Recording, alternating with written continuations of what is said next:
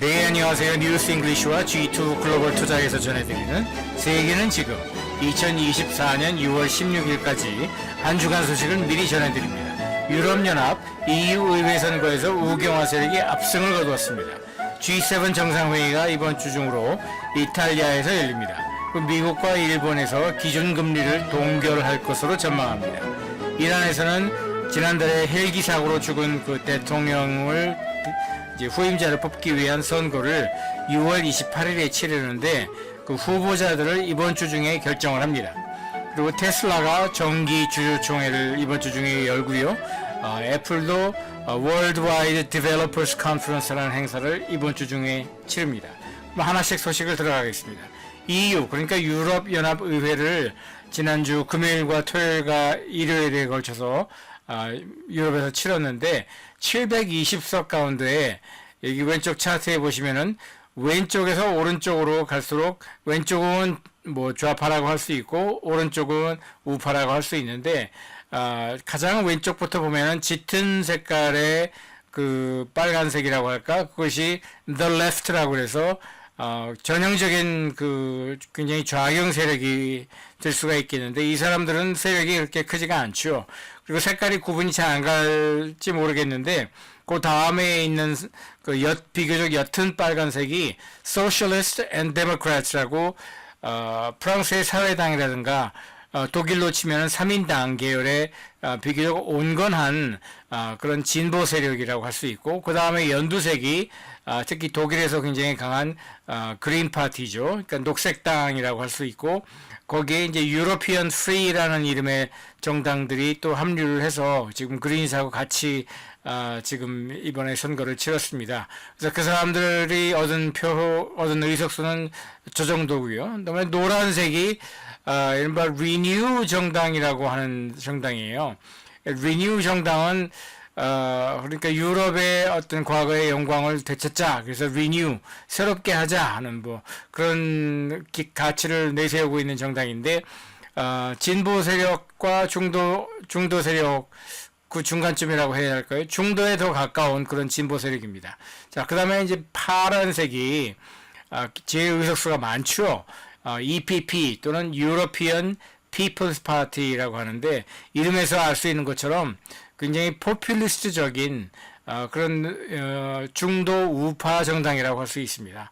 그리고 그 옆에 하늘색으로 나타나는 것이 European Conservatives and Reformists라고 되어 있는데 이것이 이제 우경화된 그 우파 세력이지만 극우파라고까지는 할 수 없는 오른쪽에 약간 치우쳤지만은 극우파라고는 부를 수 없는 그런 세력인데 이번에 표를 많이 얻었습니다.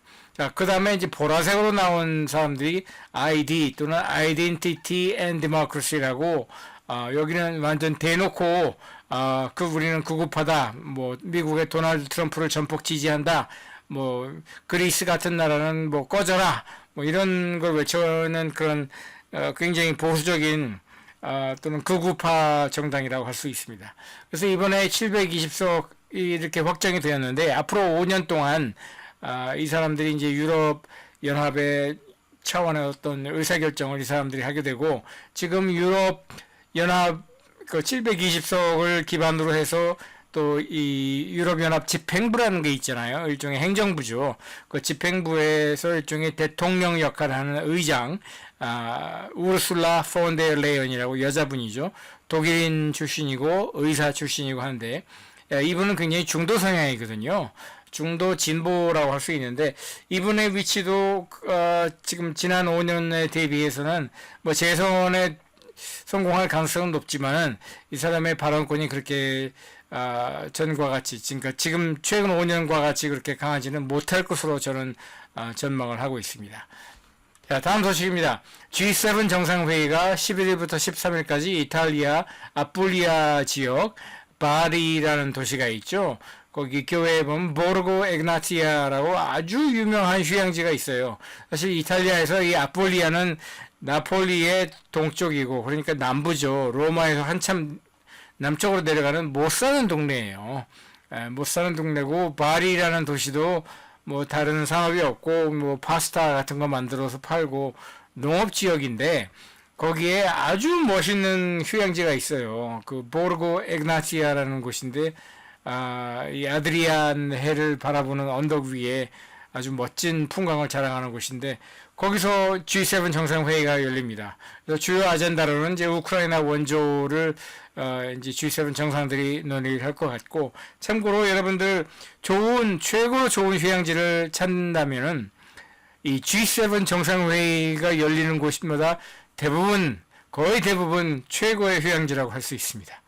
자, 다음입니다. 미국에서 헌터 바이든이라고 바이든 대통령의 유일하게 지금 살아있는 아들이죠. 원래 큰아들은 또 있었고 딸도 있었는데 그리고 원래 아내도 처음 결혼했던 아내도 이제 아내와 딸은 교통사고로 아주 일찍 잃어버렸고 큰아들도 일찍 죽었습니다. 그래서 유일하게 이 막내 아들이 살아있는데 좀 말썽쟁이에요. 그래서 2018년에 10월에 델라웨어주에서 이 사람들이 원래 델라웨어 출신이죠. 델라웨어에서 이 스마트폰을 구매하면서 어떤 권총을 한 자루를 샀는데 미국에서 이제 요즘에는 총기를 사게 되면 백그라운드 체크를 하게 돼 있거든요. 그러니까 배경을 조사를 하는 거죠. 그러니까 다른 게 아니라 설문조사하는 거예요. 그걸 가지고 이제 경찰에 보내가지고 이제 뭐 범죄 경력이라든지 뭐 그런 걸 조사를 하는데 아무튼 마약을 사용을 했는지라는 질문이 있었는데 거기 아니오라고 거짓말을 한 거예요. 근데 뭐 미국에서 웬만하면 다 뭐 마약은 뭐 상습적일까지는 아니어도 저도 미국에서 오래 살았지만은 저는 마약을 본 적도 없고 한 적도 없지만 마약을 하지 않는 사람이 거의 없을 정도로 마약이 그렇게 널리 퍼져 있는 나라가 미국이죠. 예, 근데 아무튼 마약을 사용했는지의 질문에 대해서 아니오라고 거짓말로 대답한 사실을 누가 밝혀냈느냐? 바이든 대통령과 바이든 대통령 일가를 감시하는 특별 감찰관이 있어요.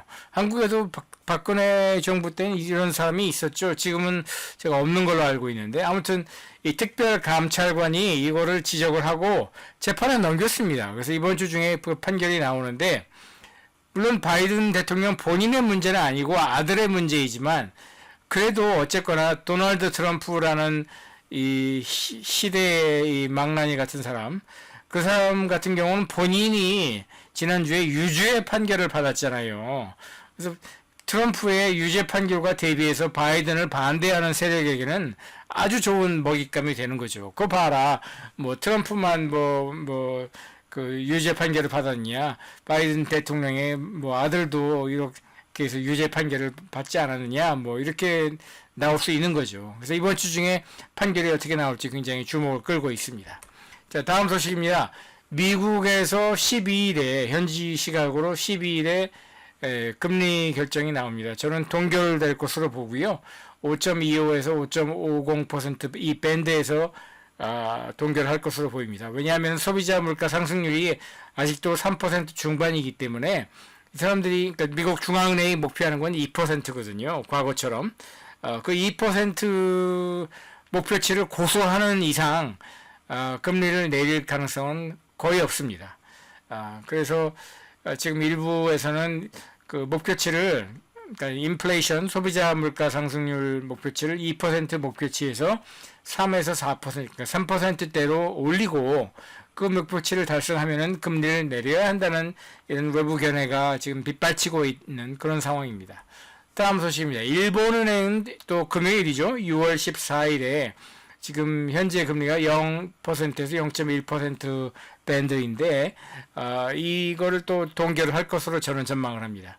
그렇지만 일본은행은 2026년 말까지 25 베이시스 포인트씩 그러니까 0.25% 포인트씩 7번에서 8번 정도 금리를 인상할 것으로 이제 보입니다. 그렇게 되면 2026년 말에 가면은 일본의 기준금리는 1.25에서 1.5%까지 올라가게 되는 것이죠. 자, 다음 소식입니다.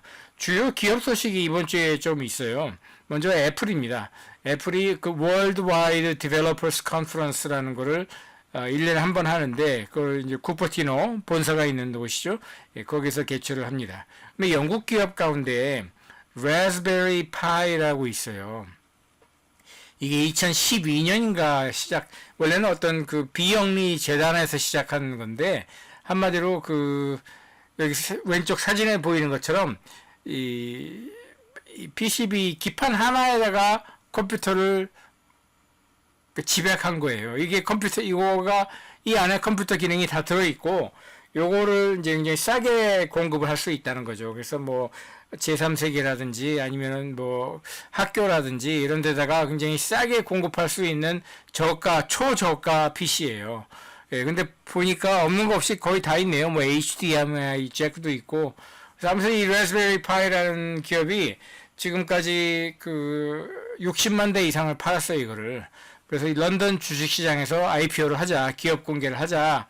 그래서 이번 주 금요일부터 이제 첫 거래가 이루어지는데, 그 전에 빠르면 이번 주 수요일에, 그 IPO 가격, 그러니까 기업 공개 가격을, 그러니까 시가총액이죠. 그 시가총액을 약, 5억 파운드죠. 그러니까, 예, 5억 파운드 정도에서 결정을 할 것 같아요.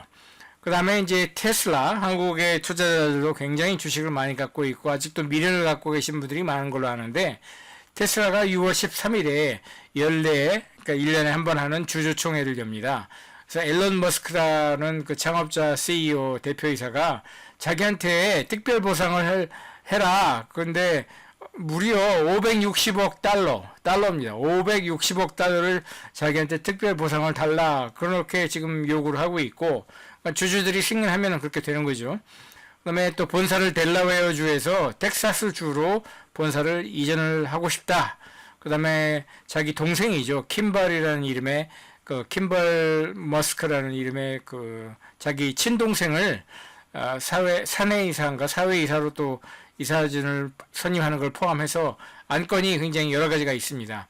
근데 지금 주주들을 대표해서, 이렇게 주주들의 표결을 뭐 지도까지는 아니더라도 안내하는 그런 기관들이 있잖아요. ISS라든지, 예, 한국의 대기업들 주주총회에서도 이런 기업들이 이제 안내를 하는데, 이렇게 투표를 하십시오라고 이렇게 권고를 하는 거죠.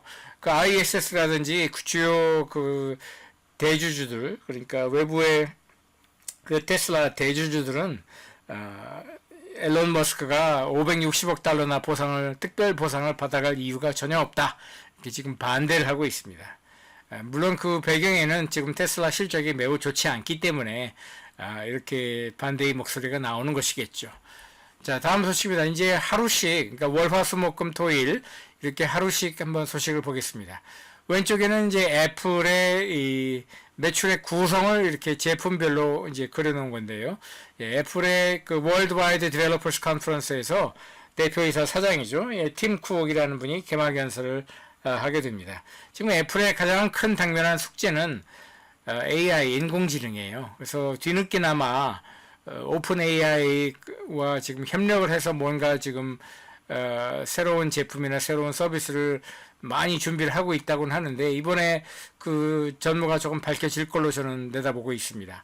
그리고 일본에서는 2024년 1분기 GDP 수정치를 오늘 2월 10일이죠. 월요일에 수정치가 발표가 됐습니다. 예당초에는 마이너스 2% 역성장을 했다고 발표를 했었는데, 오늘 새로 나온 그 수정치는 마이너스 2%가 아니라 마이너스 1.8%라고 조정을 했어요. 그러면서 일본 주식시장 토픽스라고 하죠. 한국의 코스피 같은 그 토픽스는 플러스 0.6% 오르고 있고요. 일본의 수출 대기업들이 몰려있는 니케이 225 지수가 또 따로 있어요. 그 니케이 225 대기업 지수는 플러스 0.2%로 지금 오르고 있습니다. 그리고 또 러시아의 외무장관이 브릭스 나라들의 외무장관들을 초청을 해서 러시아에서 6번째로 큰 도시 니즈니 노브고로드라는 도시에서 연석회의를 오늘 월요일 6월 10일에 개최를 합니다. 그러면 내일이죠. 6월 11일에는요. 아까 말씀드린 대로 라즈베리 파이라고 영국 기업이죠. 런던 주식시장에서 IPO 금요일부터 거래를 앞두고 얼마나 시가총액을 받을 수 있을지 내일 그 가격을 발표를 합니다. 여기 왼쪽의 차트는 오펙, 그러니까 산유국들의 그 연합체죠. 그 오펙의 2024년 그 목표 생산량을 이렇게 파란색으로 그려놓았고, 까만색은 작년 2023년 10월 실제 생산량이에요. 보시면은 그렇게 많이 변동이 있을 것 같지는 않은데, 아무튼 이 오페크가 발표하는, 매달 발표하는 그 원유 시장 동향이라는 게 있어요. 예, 그거를 내일 발표를 합니다. 영국에서 고용지표가 내일 발표가 되고요. 분기 실적으로는 오라클이라는 그 데이터베이스 기업이죠. 미국의.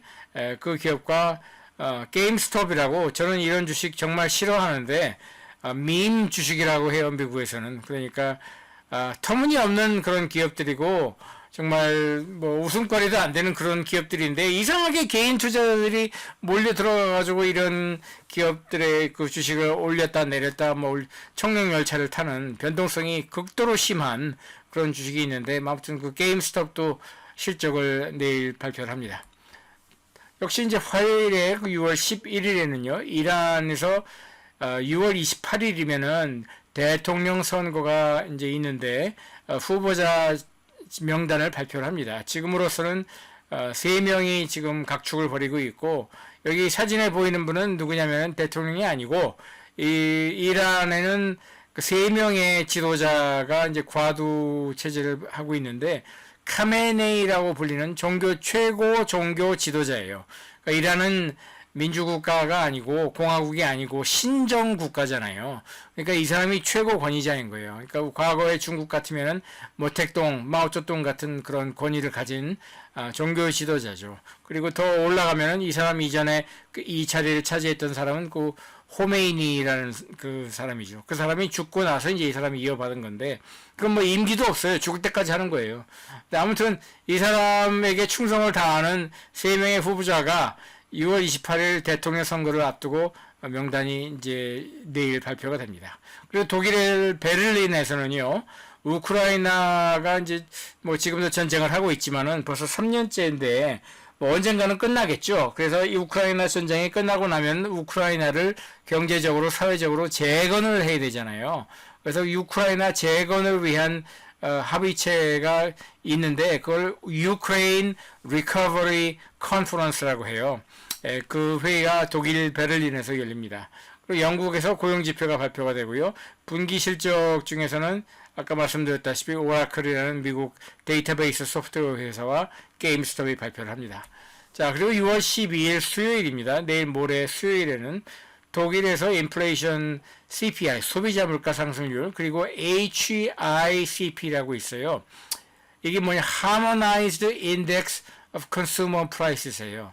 이게 유럽에만 있고 미국이나 다른 나라에는 없는 건데, 왜냐면 유럽은 유로화를 쓰잖아요. 그래서 유로화라는 통화를 쓰는 여러 나라들의 소비자 물가 상승률을 서로 그 가중치에 따라서 맞춘 그런 소비자 물가 상승률을 HICP, 다시 Harmonized Index of Consumer Prices예요. 그 HICP를 수요일 12일에 발표를 합니다. 영국 같은 경우는 2024년 4월 한 달 GDP 추정치를 발표를 하고요. 그다음에 미국에서는 5월 CPI, 소비자 물가 상승률이죠. 그리고 실질 소득을 발표를 합니다. 왼쪽의 차트가 전년 동기 대비 올해까지 그 4월까지 나오는, 가장 오른쪽이 4월이죠. 미국의 소비자 물가 상승률을 이제 차트로 그린 건데 3% 중반이에요. 그래서 이것이 뭐 5월에 얼마나 더 내려갈지 또는 올라갈지 아니면 뭐 그대로 유지가 될지 굉장히 궁금한 거죠. 왜냐하면 이거에 따라서 미국의 기준금리가 달라질 수 있으니까요. 그다음에 분기 실적을 발표하는 회사로서는 저희 G2 글로벌 투자 포트폴리오, 그 중에서도 저희가 이제 포트폴리오가 2개가 있거든요. 하나는 G2 글로벌 투자 All Weather 전천후 포트폴리오가 있고요. 이거는 그러니까 변동성 기준으로 그 변동성을 베타 지수라고 하잖아요. 그 베타 지수가 플러스 1.0을 넘는 기업들도 있고 플러스 1.0 아래로 해서 변동성이 높고 낮은 기업을 거의 한 반반, 금액 기준으로 반반씩 섞어 놓은 포트폴리오예요. 그래서 All Weather 전천후로 뭐 시장 상황과 상관없이 무조건 오른다. 예, 오르는 그 규모는 뭐 달라질 수 있지만 아무튼 절대 떨어질 리는 없는 뭐 그런 투자 전략으로 제가 구성한 포트폴리오가 있는데 거기에 바로 이 브로드컴이 들어갑니다. 그다음에 영국 기업인데 RWS 홀딩스라고 있어요. 이게 무슨 기업이냐면은 영국 기업인데 그 IT 쪽에서 쓰이는 language, 그러니까 언어 있잖아요. 언어 서비스, language 서비스를 하는 기업이에요. 그러니까 localization이라든지 아니면은 요즘에는 이제 특히 AI 인공지능에 있어서 이걸 여러 나라 말로 그거를 또 훈련을 시켜야 되잖아요. 그래서 이 human language 서비스를 제공하는 그런 영국 기업입니다. 예, 이것도 이제 수요일에 분기 실적을 발표를 하고요. 그 다음에 러시아 데이라는 기념일이 있어요. 이게 러시아가 1990년 6월 12일에 과거에 소비에트 연방이 해체가 되고 러시아 연방, Russian Federation이라는 이름으로 거듭나지 않았습니까? 그날을 기념하는 날이 바로 6월 12일 수요일, 이번 주는 수요일이죠. 러시아 데이라고 합니다. 그 다음에 6월 13일 목요일은요, 앞서 말씀드린 것처럼 테슬라의 정기, 1년에 한 번 하는 정기 주주총회가 열립니다. 안건은 크게 세 가지인데, 첫째가 앨런 머스크 창업자에게 특별 보상으로 580억 달러를 지급을 하자. 이런 아주 이상한, 제가 주주라고 하더라도 저는 반대할 것 같아요. 예, 그런 안건이 하나가 있고, 두 번째는 본사를 델레웨어 주에서 미국의 텍사스주로 옮기자. 세 번째는 앨런 머스크의 친동생인 킴벌 머스크라고 있는데 이 사람을 이사회 멤버로 받아들이자. 이 세 가지 안건이 주요 안건이라고 합니다.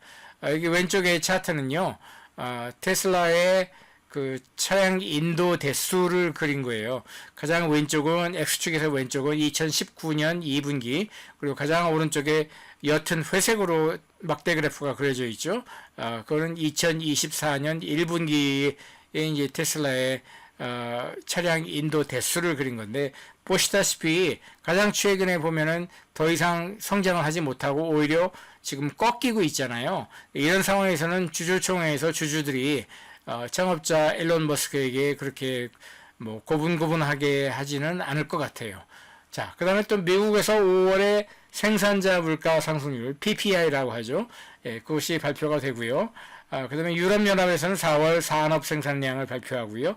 영국은 5월 한 달 주거용 부동산 시장 동태를 발표를 합니다. 그리고 분기 실적하는 주요 기업으로는 아도비라고 미국의 소프트웨어 기업이 있죠. 저희 G2 포트폴리오에서는 이 기업 가지고 있지 않습니다. 굉장히 변동성이 심하다고 저는 생각을 하기 때문이죠. 그 다음에 미국에서는 이제 스포츠 행사인데 US 오픈 골프 대회가 노스캐롤라이나 주의 파인허스트라고 아주 유명한 골프장이 있죠. 예, 거기에서 열립니다. 그리고 이스라엘과 하마스가 전쟁을 시작한 지 딱 250일 되는 날입니다. 6월 14일 금요일에는요, 유럽연합에서 1분기, 올해 1분기 고용지표를 발표를 하고요. 일본은행이 통화정책 발표하면서 금리를 동결할 것으로 저는 전망을 합니다. 왼쪽의 차트는 2019년부터 2023년 말까지 미국과 독일과 이탈리아와 일본의 10년 국채 수익률을 보여주는 거예요.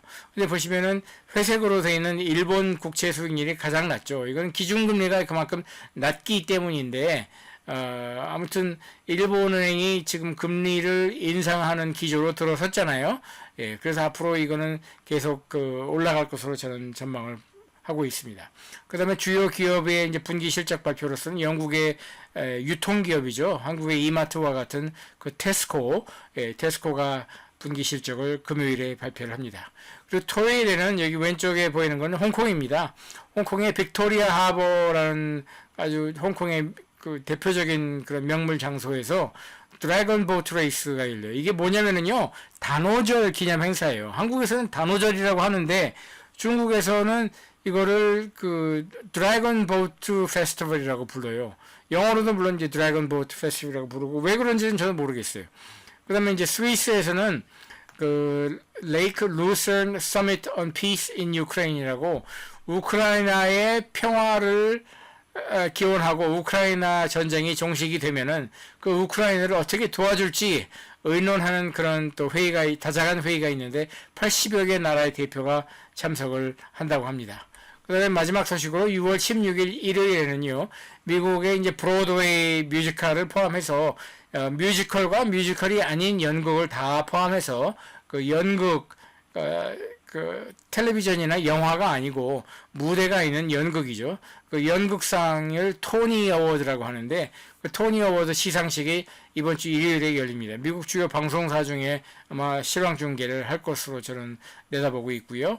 그 다음에 한국에서는 어버이날이라고 어머니 날과 아버지 날을 합해서 5월에 그 기념일이 있는데 미국을 비롯해서 유럽 대부분의 나라에서는 Father's Day라는 날이 기념일이 따로 있습니다. 그게 항상 6월에 그 두 번째인가 세 번째 일요일에 그게 이제 열리는데 올해는 6월 16일이 일요일이라서 이 Father's Day가 열립니다.